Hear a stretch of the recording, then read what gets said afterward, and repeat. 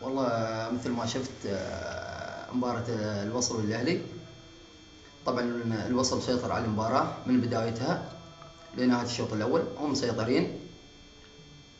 وصراحة يعني الأهلي مو هو الفريق اللي نعرفه السنوات اللي فاتت، اللي شفناه واللي عاهدنا ودوم يعني نشوفه. صراحة فريق كان يلعب كرة جماعية وهذا، ولكن اليوم تحس بأن الخطوط متباعدة عن بعض، الدفاع بوادي والوسط بوادي والهجوم بوادي، وإضافة إلى فرهاد مجيدي. يعني صراحة طموح الأهلي وإمكانيات المادية اللي عند الأهلي المفروض يجيبون لاعب أفضل عن فرهاد مجيدي، لأن فرهاد خلاص ما عنده، أصبح لاعب مفلس وخلاص يعني صراحة.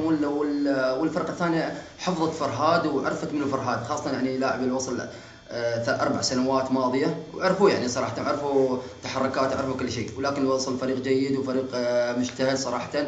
وعجبني اليوم أندرسون البرازيلي، وصراحة قادر يوصل حق مرمى الأهلي يعني قد هذا.